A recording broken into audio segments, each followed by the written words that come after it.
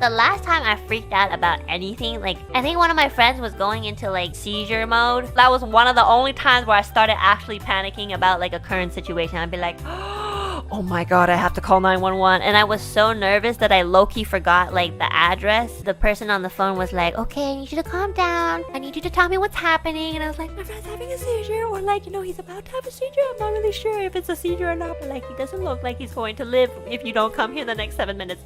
And they're like, okay.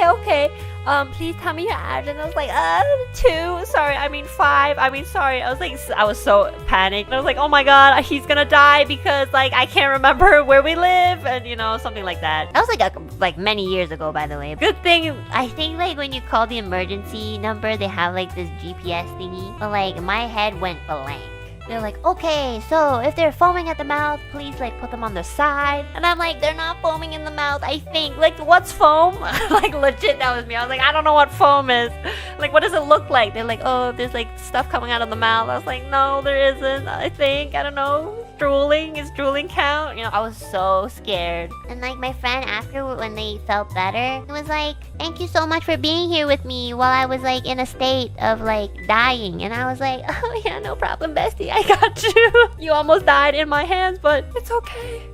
I said other time where, like, one of my old roommates, she, like, had this cyst in her ovary or something, but at the time she didn't even know. She was the type of person to kind of just be like, okay, this might be, like, very, very of me to say, but, like, she was the type of person to just freak out over everything. So one time, like, at 4 a.m, she, like, went to my room crying, but, like, this wasn't the first time. This was, like, the 7th time. And the past, like, 6 times she was crying about, like, a boy, and the 7th time it was actually an emergency. So when she came up and she was crying, I just pretended I was asleep. I was like, oh no, not again. So, like, I pretended I was asleep, and she kept saying my name. She was like, Enna. And I was just like, oh, no, I'm in a deep sleep. No, I don't have time for boy problems. I was so tired, okay? And then I think, like, she went back down, and she called her father, who was, like, on the other side of the world. She's like, I'm in so much pain. And I heard her say that, and I'm like, oh, shit. It wasn't about a boy. So I went down. I was like, I pretended I just woke up. I was like, what happened?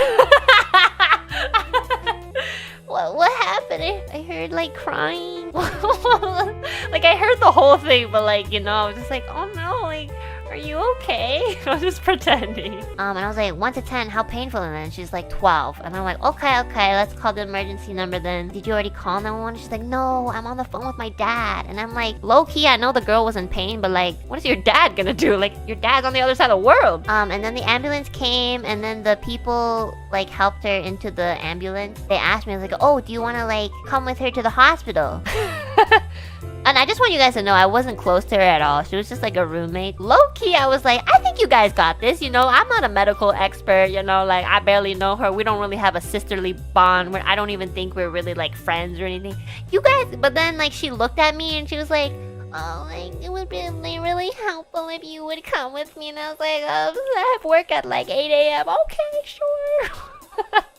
So I went in and I waited in the hospital for like 3 hours. So I called her sister. I was like, hey, your little sister's dying and she's in the hospital. So if you want to come by and just check up on her. And then her sister, like 2 hours later, came with a full face of makeup. It was a full face, like lipstick, eyeshadow, eyeliner, sparkles. 2 hours after I called her, okay? And she wasn't like that far away. And she's like, oh my God, is she okay? And I looked at her full-fledged makeup and I was like, well, she's okay now because it's like I called you 2 hours ago. She's like, oh my God, so sorry, I had to prepare because like I have to go to work right after this. And I'm like, yeah, me too. And she's like, thank you so much for looking after her. You're like her big sister. And I'm like, yeah, honestly, like, you know, if I had to compare you and me, yeah, I think I'm a little bit more like the older sister, but sure.